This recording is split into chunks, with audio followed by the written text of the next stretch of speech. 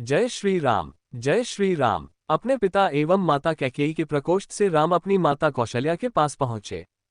अनुज लक्ष्मण वहां पर पहले से ही उपस्थित थे। राम ने माता का चरण स्पर्श किया और कहा, हे माता। माता कैकेयी के द्वारा 2 वर मांगने पर पिताजी ने भाई भरत को अयोध्या का राज्य और मुझे 14 वर्ष का वनवास दिया है। अतः मैं वन के लिए प्रस्थान कर रहा हूँ। विदा होने के पूर्व आप मुझे आशीर्वाद दीजिए। राम द्वारा कहे गए इन हृदय विदारक वचनों को सुनकर मां कौशल्या मूर्छित हो गईं। राम ने उनका यथोचित उपचार किया और मूर्छा भंग होने पर वे विलाप करने लगी। उनका विलाप सुनकर लक्ष्मण बोले, माता, भैया राम तो सद्गुरुजनों का सम्मान तथा उनकी आज्ञा का पालन करते हैं। मैं समझ नहीं पा रहा हूं कि मेरे देवता तुल्य भाई को किस अपराध में ये दंड दिया गया है। ऐसा प्रतीत होता है कि वृद्धावस्था ने पिताजी की बुद्धि को भ्रष्ट कर दिया है। उचित यही है कि बड़े भैया उनकी इस अनुचित आज्ञा का पालन न करें और निष्कंटक राज करें। भैया राम के विरुद्ध सिर उठाने वालों को मैं तत्काल कुचल दूंगा। राम का अपराध क्या है? उनकी नम्रता और सहनशीलता। मैं प्रतिज्ञा करता हूं कि यदि राम के राजा बनने में भरत या उनके पक्षपाती कंटक बनेंगे तो मैं उन्हें उसी क्षण यमलोक भेज दूंगा। मैं भी उसी प्रकार आपके दुखों को दूर कर दूंगा जिस प्रकार से सूर्य अंधकार को मिटा देता है। लक्ष्मण के शब्दों से माता कौशल्या को ढांढस मिला और उन्होंने कहा, पुत्र राम, तुम्हारे छोटे भाई लक्ष्मण का कथन सत्य है। तुम मुझे इस प्रकार बिलखता छोड़कर वन के लिए प्रस्थान नहीं कर सकते। यदि पिता की आज्ञा का पालन करना तुम्हारा धर्म है तो माता की आज्ञा का पालन करना भी तुम्हारा धर्म ही है। मैं तुम्हें आज्ञा देती हूं कि अयोध्या में रहकर मेरी सेवा करो। इस पर माता को धैर्य बंधाते हुए राम बोले, माता, आप इतनी दुर्बल कैसे हो गईं? ये आज आप कैसे वचन कह रही हैं? आपने ही तो मुझे बचपन से पिता की आज्ञा का पालन करने की शिक्षा दी है। अब क्या मेरी सुख सुविधा के लिए अपनी ही दी हुई शिक्षा को झुठलाएंगी? एक पत्नी के नाते भी आपका कर्तव्य है कि आप अपने पति की इच्छा पूर्ति में बाधक न बने। आप तो जानती ही हैं कि चाहे सूर्य, चंद्र और पृथ्वी अपने अटल नियमों से टल जाएं, पर राम के लिए पिता की आज्ञा का उल्लंघन करना कदापि संभव नहीं है। मैं आपसे निवेदन करता हूं कि आप प्रसन्न होकर मुझे वन जाने की आज्ञा प्रदान करें ताकि मुझे ये संतोष रहे कि मैंने माता और पिता दोनों ही की आज्ञा का पालन किया है। फिर वे लक्ष्मण से संबोधित हुए और कहा, लक्ष्मण, तुम्हारे साहस, पराक्रम, शौर्य और वीरता पर मुझे गर्व है। मैं जानता हूं कि तुम मुझसे अत्यंत स्नेह करते हो, किंतु हे सौमित्र, धर्म का स्थान सबसे ऊपर है। पिता की आज्ञा की अवहेलना करके मुझे पाप, नरक और अपयश का भागी बनना पड़ेगा। इसलिए हे भाई, तुम क्रोध और क्षोभ का परित्याग करो और मेरे वनगमन में बाधक मत बनो। राम के दृढ़ निश्चय को देखकर अपने आंसुओं को पोंछती हुई मां कौशल्या बोली, वत्स, यद्यपि तुम्हें वन जाने की आज्ञा देते हुए मेरा हृदय चूर चूर हो रहा है, किंतु यदि मुझे भी अपने साथ ले चलने की प्रतिज्ञा करो तो मैं तुम्हें वन जाने की आज्ञा दे सकती हूँ।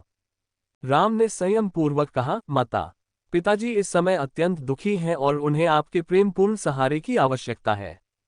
ऐसे समय में यदि आप भी उन्हें छोड़कर चली जाएंगी तो उनकी मृत्यु में किसी प्रकार का संदेह नहीं रह जाएगा। मेरी आपसे प्रार्थना है कि उन्हें मृत्यु के मुख में छोड़कर आप पाप का भागी न बने। उनके जीवित रहते तक उनकी सेवा करना आपका पावन कर्तव्य है। आप मोह को त्याग दें और मुझे वन जाने की आज्ञा दें। मुझे प्रसन्नतापूर्वक विदा करें। मैं वचन देता हूं कि 14 वर्ष की अवधि बीतते ही मैं लौटकर आपके दर्शन करूंगा। धर्मप्रायण राम के युक्ति युक्त वचनों को सुनकर अश्रुपूरित माता कौशल्या ने कहा, अच्छा वत्स, मैं तुम्हें वनगमन की आज्ञा प्रदान करती हूँ। परमात्मा तुम्हारे वनगमन को मंगलमय करे। फिर माता ने तत्काल ब्राह्मणों से हवन कराया और राम को हृदय से आशीर्वाद देते हुए विदा किया। माता कौशल्या से अनुमति प्राप्त करने तथा विदा लेने के पश्चात राम जनक नंदिनी सीता के कक्ष में पहुंचे। उस समय वे राजसी चिन्हों से पुनर्तः विहीन थे। उन्हें राजसी चिन्हों से विहीन देखकर सीता ने पूछा, हे आर्यपुत्र, आज आपके राज्याभिषेक के दिन पर भी आप राजसी चिन्हों से विहीन क्यों हैं? राम ने गंभीर किंतु शांत वाणी में सीता को समस्त घटनाओं विषय में बताया और कहा, प्रिय, मैं तुमसे विदा मांगने आया हूं क्योंकि मैं तत्काल ही वकल धारण करके वन के लिए प्रस्थान करना चाहता हूं।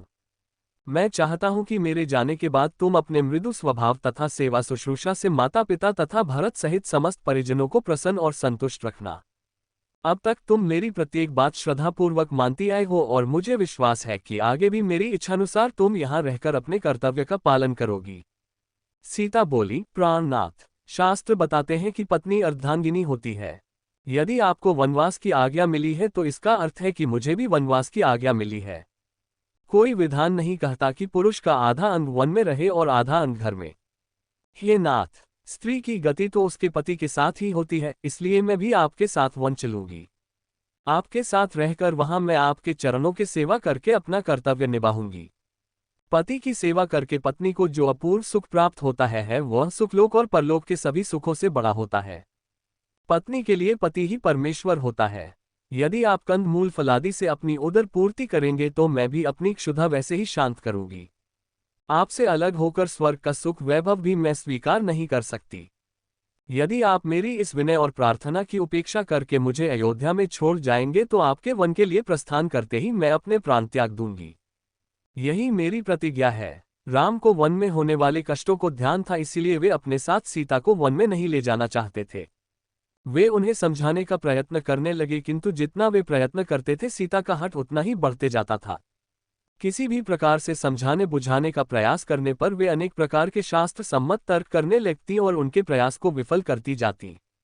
जनक नंदिनी की इस दृढ़ता के समक्ष राम का प्रत्येक प्रयास असफल हो गया और अंत में उन्हें सीता को अपने साथ वन ले जाने की आज्ञा देने के लिए विवश होना पड़ा। सीता की तरह ही लक्ष्मण ने भी राम के साथ वन में जाने के लिए बहुत अनुग्रह किया। राम ने बहुत प्रकार से समझाया, किंतु लक्ष्मण उनके साथ जाने के विचार पर दृढ़ रहे। परिणामस्वरूप राम को लक्ष्मण की दृढ़ता, स्नेह तथा अनुग्रह के सामने भी झुकना पड़ा और लक्ष्मण को भी साथ जाने की अनुमति देनी ही पड़ी। सीता और लक्ष्मण ने कौशल्या तथा सुमित्रा दोनों माताओं से आज्ञा लेने बाद अनुनय विनय करके महाराज दशरथ से भी वन जाने की अनुमति देने के लिए मना लिया। इतना करने के पश्चात लक्ष्मण शीघ्र आचार्य के पास पहुंचे और उनसे समस्त अस्त्र शस्त्रादि लेकर राम के पास उपस्थित हो गए। लक्ष्मण के आने पर राम ने कहा, हे सौमित्र, वन के लिए प्रस्थान करने के पूर्व मैं अपनी संपूर्ण संपत्ति ब्राह्मणों, दास दासियों तथा याचकों में वितरित करना चाहता हूं, इसलिए तुम गुरु वशिष्ठ के ज्येष्ठ पुत्र को बुला लाओ। जय श्री राम, जय श्री राम।